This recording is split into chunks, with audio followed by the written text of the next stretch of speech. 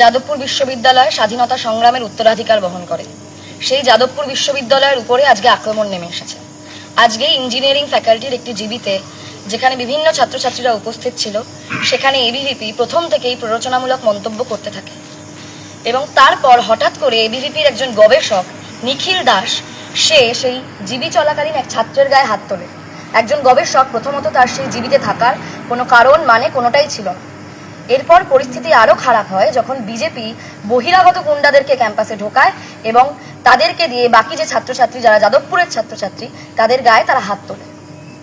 এর পরবর্তীতে আমরা কর্তৃপক্ষকে বারবার যোগাযোগ করার চেষ্টা করলেও তারা কোনো রকম সহায়তা দেয় না এবং এই পরিস্থিতিতে বহু ছাত্রছাত্রী ছিল যারা আহত হয়। সেই আহত ছাত্রছাত্রীদেরকে নিয়ে হাসপাতালে যাওয়া হয়। সেই সময় আমরা ক্যাম্পাসে ছিলাম। তারপর গভীর রাতে হঠাৎ করে বিজেপির কিছু গুন্ডা বাহিনী, গেরুয়া গুন্ডা বাহিনী যাদবপুর বিশ্ববিদ্যালয়ে প্রবেশ করে প্রচুর মাস নিয়ে। সেই সময় আমরা অরবিন্দ ভবনে আছি এবং তারা অরবিন্দ ভবন আক্রমণ করে। আমরা সঙ্গে সঙ্গে অরবিন্দ ভবনের ভিতরে চলে যাই এবং তারা অরবিন্দ ভবনের বাইরে এসে অরবিন্দ ভবনে আগুন লাগায়, আমাদের পতাকায় আগুন লাগায়। তারা রড, পতাকার ডান্ডা এসব খুলে আমাদের দিকে ছুঁড়ে ছুঁড়ে মারতে থাকে এবং সেই আগুনের ফুলকি আমাদের দিকে ছুঁড়ে মারতে থাকে, জল ছুঁড়ে মারতে থাকে। বিভিন্ন ছাত্রছাত্রীদের আঘাত লাগে এবং তাছাড়াও ছাত্রীদেরকে অকথ্য ভাষায় অপমান করা হয়। এই পরিস্থিতিতে দাঁড়িয়ে আমরা দেখতে পাই যাদবপুর বিশ্ববিদ্যালয়ের সমস্ত গার্ড হঠাৎ করে উধাও হয়ে গেছে। কি করে যাদবপুর বিশ্ববিদ্যালয়ের 5টা গেট, 4টে গেট, প্রত্যেকটা গেট খুলে যায় অদ্ভুতভাবে, সেই সময় আমরা কেউ জানি না। এবং কি করে সেই সময় প্রত্যেকটা গার্ড সেই অকুস্থল থেকে গায়েব হয়ে যায় সেই সম্পর্কে আমরা কেউ জানতে পারি না। কিভাবে এতজন গুন্ডা বাহিনী যাদবপুর বিশ্ববিদ্যালয়ে ঢোকে, যাদবপুরের ছাত্রছাত্রীদের গায়ে হাত তোলে, তাদের দিকে আগুন ছুড়ে মারে, গোটাটাই এখনো অবধি আমাদের কাছে রহস্য। এই পরিস্থিতিতে আমরা কর্তৃপক্ষকে, উপাচার্য সহ বাকি সবাইকে বারবার করে যোগাযোগ করার চেষ্টা করি এবং তাদের সাথে কোনো রকম যোগাযোগ করা যায় না। এই পরিস্থিতিতে দাঁড়িয়ে আমাদের মনে হচ্ছে যে আজকে, এবং শুধু আজকে নয়, দীর্ঘদিন ধরে যে প্রসেস চলে আসছে, শুভেন্দু অধিকারী আমাদের রাজ্যের মাননীয় মুখ্যমন্ত্রী, যিনি বিভিন্ন ধরনের বক্তব্যে যাদবপুরের মিছিল নিয়ে, যাদবপুর নিয়ে যাচ্ছে তাই অপমানজনক কথাবার্তা বলেছেন এবং সেখান থেকে আজকের এই আক্রমণ, এটা আসলে পরিকল্পিতভাবে আমাদেরকে খুন করার চেষ্টা বলে আমরা মনে করি। এবং এই খুন করার চেষ্টায় কারা মদত দিয়েছে যাদবপুর বিশ্ববিদ্যালয়ের কর্তৃপক্ষ। তারা আজকে এতজন ছাত্রছাত্রী যারা আজকে অরবিন্দতে আশ্রয় না নিলে হয়তো তাদেরকে সেই বিশাল বড় মাসের সামনে পড়তে হতো, তারা আজকে ওদের হাতে খুন হতো। সেই খুনকে আটকানোর জন্য যাদবপুর বিশ্ববিদ্যালয়ের কর্তৃপক্ষ কোনো রকম সাহায্য করেনি।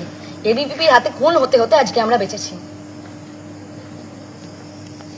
এই গেরুয়া বাহিনী যারা নাজি সিম্বল আর স্বস্তিক সিম্বলের মধ্যে তফাৎ বোঝে না, তাদের এক বিপুল গুন্ডা বাহিনী, তারা ক্যাম্পাসে ঢোকে। 4 নম্বর গেট থেকে ঢোকার পর ইউজি আর্টস থেকে শুরু করে প্রত্যেকটি জায়গায় ভাঙতে ভাঙতে আসে। তারপর যাদবপুর বিশ্ববিদ্যালয়ের যে অ্যাডমিনিস্ট্রেটিভ বিল্ডিং অরবিন্দ ভবন, তার সামনে এসে যাদবপুর বিশ্ববিদ্যালয়ের প্রত্যেক ছাত্রছাত্রীকে এখানে ভেতরে ঢুকিয়ে, কোল্যাপসিবল গেটটি একজন মাত্র গার্ড ছিল সেখানে বন্ধ করে আমরা কোনো মতে থাকি, সেই কোল্যাপসিবল গেটটিকে ভাঙার চেষ্টা করে এবং ভেতরে আগুন ঢুকিয়ে, লাঠি চার্জ করার মতন করে বাঁশ ঢুকিয়ে, নানানভাবে পাথর ছুঁড়ে প্রত্যেক ছাত্রছাত্রীকে আক্রমণ করার চেষ্টা করে। এমতাবস্থায় আমরা সমাজের প্রত্যেক মানুষের কাছে এই ডাক পাঠাচ্ছি, আমরা আহ্বান জানাচ্ছি প্রত্যেকের কাছে, আগামীকাল সকাল 11টার সময় 8বিতে, যাদবপুর 8বির মোড়ে আমরা সকল মানুষদের সমবেত হতে বলছি। যাদবপুর বিশ্ববিদ্যালয়ের ওপরে এই যে আঘাত নামিয়ে এনেছে এই গেরুয়া বাহিনী, তাদের বিরুদ্ধে আমরা যাতে ঐক্যবদ্ধ হয়ে লড়াই করতে পারি।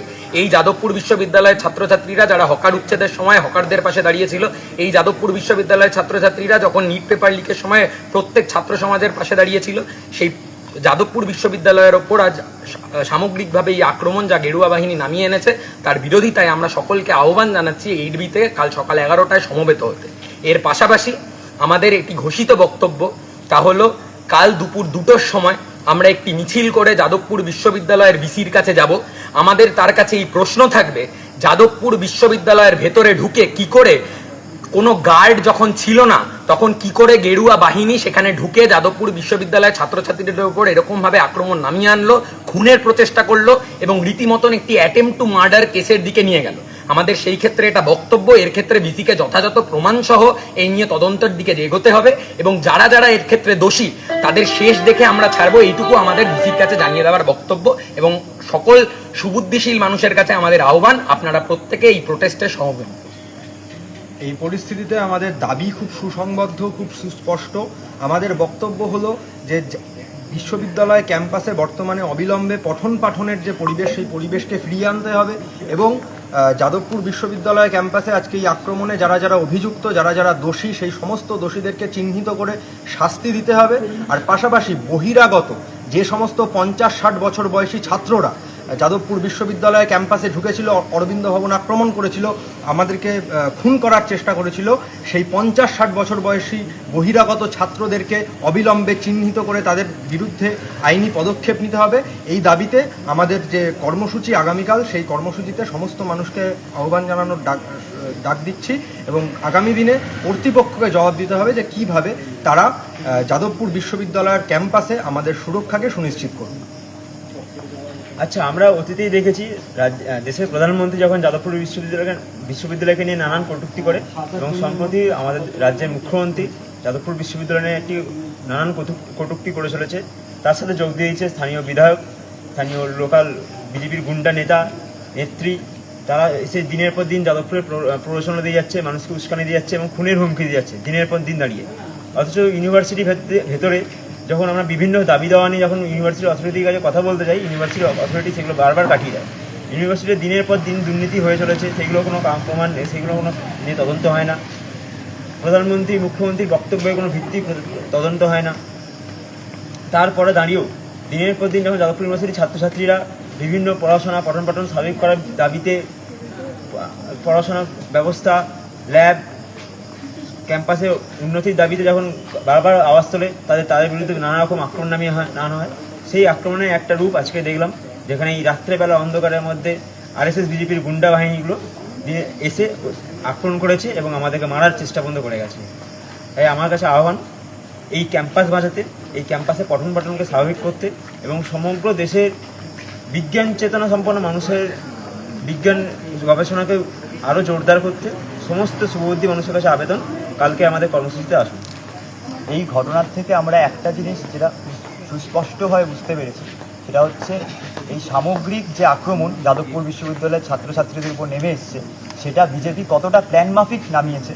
দীর্ঘদিনের প্ল্যান ছাড়া এই ধরনের সুপরিকল্পিত আক্রমণ সম্ভব নয়, এবং এটাও খুব সুস্পষ্ট যে এই সামগ্রিক প্ল্যানিংয়ে বিশ্ববিদ্যালয় কর্তৃপক্ষ ঠিক কতটা পরিমাণে আছে।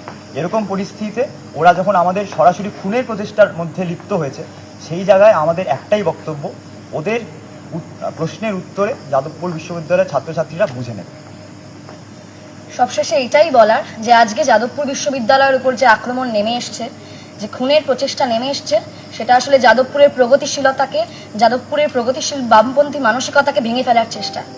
সেই চেষ্টা আমরা কোনোভাবেই সফল হতে দিতে পারি না।